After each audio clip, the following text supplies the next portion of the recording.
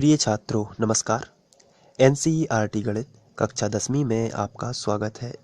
आज हम लोग प्रश्नावली 6.5 में ही प्रश्न क्रमांक 2 हल करेंगे। तो आइए सबसे पहले प्रश्न पढ़ लेते हैं।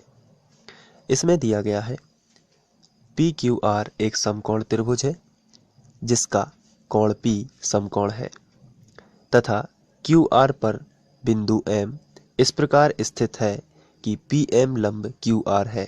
दर्शाइए कि PM वर्ग बराबर QM इंटू MR। तो यदि PQR एक समकोण त्रिभुज है जिसका कोण P समकोण है तो आपको ध्यान से देखना है। ये आकृति है, इसमें PQR एक समकोण त्रिभुज है जहाँ पे P जो है कोण P वो समकोण है। तो आप यहाँ पर देख पा रहे हैं कि ये जो कोण P है ये 90 डिग्री का है तथा QR पर बिंदु M स्थित है। ये देखिए QR आपको दिख रही होगी, इस पे एक बिंदु M स्थित है और इस प्रकार स्थित है कि PM लंब QR। PM जो है वो QR पर लंब है। लंब का मतलब होता है यहाँ पर 90 बनेगा और यहाँ पर भी 90 डिग्री ही बनेगा, तो ये लंब है। तो दर्शाना है कि PM वर्ग बराबर QM इंटू MR। तो इस क्वेश्चन को करने के पहले आपको 3 बातों का ध्यान रखना है या 3 स्टेपों में से करना है।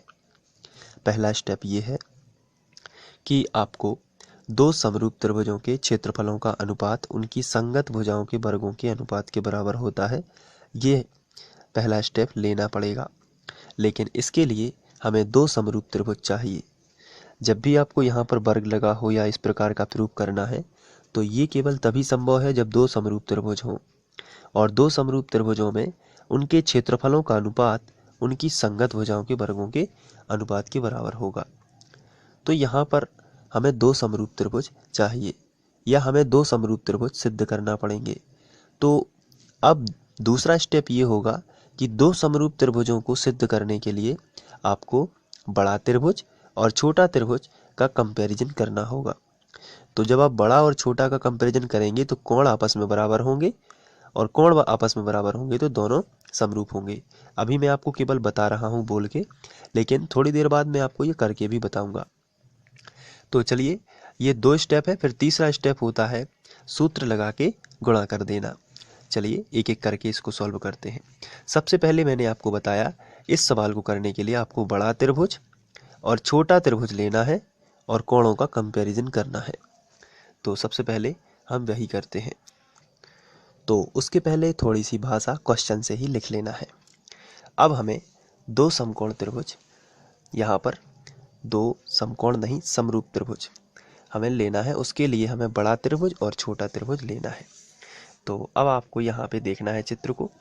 बड़ा त्रिभुज ले लेते हैं RPQ। तो त्रिभुज RPQ और छोटा त्रिभुज नीचे वाला लेना है PMQ। त्रिभुज PMQ में तो इनमें हमें देखना है क्या क्या समानताएं हैं। तो सबसे पहली बात ये है कि ये पूरा 90 का है। बड़े त्रिभुज में देखें तो ये पूरा 90 का है। तो त्रिभुज के तीनों कोणों का योग 180 होता है, तो ये अकेला 90 है। बाकी 2 त्रिभुज जो हैं वो यहाँ पर जो कोण दिए गए हैं, तो यदि बड़े त्रिभुज की बात की जाए RPQ की, तो यहाँ पर ये पूरा 90 अंश का बनता है और त्रिभुज के तीनों कोणों का योग 180 होता है। तो 90 तो यहाँ ही हो गया और होता कितना है 180। तो 90 जब यहाँ पर हो गया है तो 90 इन दोनों का होना चाहिए। अगर इस लंब को छोड़ दें आप तो यहाँ पर ये 90 हो चुका है और 1 और 2 जोड़ देंगे तो 90 और हो जाएगा। तो हो गया ना 90 और प्लस 90 180। तो आपको क्या करना है, आपको पता है कि ये पूरा 3 और 4 जो है वो 90 है। अगर ये इसको जोड़ दें तो ये पूरा 90 है। बड़े त्रिभुज में RPQ में 3 और 4 कितने का है 90 अंश का। तो बाकी 1 और 2 भी 90 के होंगे, क्योंकि 90 प्लस 90 180 हो जाएगा। तो यहाँ पर लिखेंगे कोण 1 प्लस कोण 2 बड़े त्रिभुज के बराबर होगा, ये कोण 1 और कोण 2 जो है वो दोनों 90 होंगे, और छोटे त्रिभुज में यहाँ पर 90 बन रहा है, तो 2 और 4 भी 90 के होंगे, क्योंकि त्रिभुज के तीनों कोणों का योग कितना होता है 180 अंश। जब 180 अंश होता है तो भाई 90 तो यहाँ पे बन चुका है, तो बचा क्या, बाकी शेष 90। तो इन दोनों को मिलाओगे तो 90 ही बनेगा, क्योंकि 90 यहाँ पर है और इन दोनों का योग भी 90 हो चुका है, तो 90 90 180 हो जाएगा। तो छोटे त्रिभुज में यानी पी एम क्यू में यहाँ पे 90 है और इन दोनों का योग भी 90 होना चाहिए, तभी तो 180 होगा। तो कोण 2 और कोण 4 भी कितना होगा 90 प्लस कोण 4, ये दोनों 90 90 के होंगे। तो यहाँ पर आप लिखोगे प्रत्येक 90 के हैं, प्रत्येक 90 अंश का है, दोनों बराबर, दोनों पक्ष 90 अंश के हैं, तो यहाँ पर लिखना प्रत्येक 90 अंश का पक्ष है या 90 अंश का है। यहाँ पर अब आप देखोगे कि कोण 2 और कोण 2 दोनों सेम हैं, ये कैंसिल हो जाएंगे, तो आपको मिलेगा कोण 1 बराबर कोण 4 इस तरीके से। तो कोण 1 बराबर कोण 4 आपको मिल चुका है। अब आपको ध्यान से देखना है, इसको आप समीकरण 1 बना देंगे।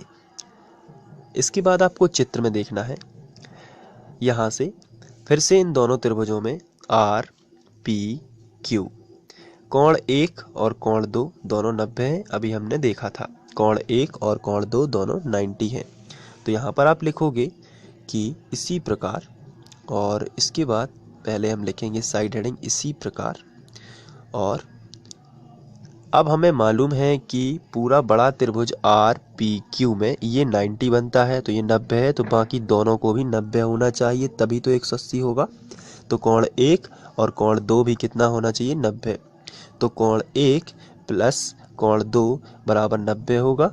और इसी तरीके से ऊपर वाले त्रिभुज में आप देख पा रहे हो, इस छोटे त्रिभुज में आर एम पी में जब यहाँ पर 90 अंश बन चुका है, तो बाकी इन दोनों कोणों को का योग भी 90 होना चाहिए, क्योंकि तीनों का 180 होगा, तो 90 तो यही बन गया है, तो बाकी इन दोनों का भी कितना होना चाहिए 90, ताकि 90 90 180 हो सके। तो कोण 1 और कोण 3 भी 90 होगा। कोण 1 प्लस कोण 3 ये भी कितना होगा 90। लेकिन यहाँ से कोण 1 और कोण 1 कैंसिल हो जाएगा, तो हमें मिलेगा कोण 2 बराबर कोण 3। यहाँ भी आपको वही भाषा लिखनी है, प्रत्येक 90 अंश का है। तो कोण 2 कोण 3 के बराबर है और कोण 1 कोण 4 के बराबर है। तो ये समीकरण 1 व 2 में हमने इनको क्लोज किया है। तो यहाँ पर हम ये प्रूव कर चुके हैं कि कोण 1 कोण 4 के बराबर है और कोण 2 कोण 3 के बराबर है। तो पहला स्टेप आपको याद रखना है, बड़ा त्रिभुज और छोटा त्रिभुज, फिर बड़ा त्रिभुज और ये वाला त्रिभुज, ताकि ये स्थिति हो सके। अब दूसरे स्टेप में आपको दोनों त्रिभुज ले लेने हैं। पहला त्रिभुज समरूप सिद्ध करने के लिए आपको दोनों त्रिभुज ले लेने हैं। यहाँ पे पी एम आर और पी एम क्यू दोनों त्रिभुज ले लेते हैं। त्रिभुज पी एम आर तथा त्रिभुज पी एम क्यू में दोनों त्रिभुज ले लेते हैं और इनमें देख लेते हैं कौन कौन सी समानता है। तो सबसे पहले तो आप ये देख रहे हैं कि दोनों त्रिभुजों में 90 अंश का ये है, कोण एम इस तरफ है, कोण एम इस तरफ है। तो हम लिखेंगे, पहले हमने लिया है आर एम पी या पी एम आर लिया है, तो इसमें ये 90 बन रहा है।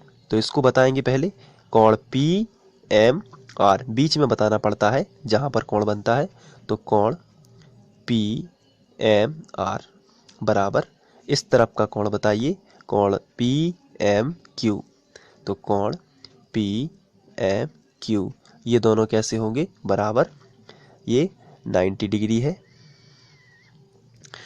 साथ में ये यहाँ पर जितना कोण है उतना ही ये है, ये हमें पता है क्योंकि कोण 1 कोण 4 के बराबर है, कोण 2 कोण 3 के बराबर है। इसका मतलब ये आपस में सभी कोण बराबर हैं। तो बराबर है तो कोण 2 कोण 3 के भी बराबर है। तो यहाँ पर हम लिखेंगे छोटे त्रिभुज का कोण 3 यानी कि ये वाला कोण 3, इस वाले त्रिभुज का कोण जो 3 है वो कोण 2 के बराबर है। इसको ले लेते हैं, बराबर है, और ये वाले कोण भी बराबर है, तो आपस में लगभग तीनों कोण तो तीनों के बराबर है। तो कोण कोण समरूपता से ये दोनों समरूप हो जाएंगे। तो ये हम लिखेंगे समीकरण 2 से। तो और तीसरा अपने आप बराबर हो जाएगा क्योंकि तीनों का योग 180 है। तो यहाँ पे लिखना है, इसलिए त्रिभुज PMR समरूप है त्रिभुज PMQ के। दोनों त्रिभुज समरूप हो जाएंगे और ये हमें लिखना है कोण कोण समरूपता से। ये आपको यहाँ पे लिख देना है कोण कोण समरूपता से।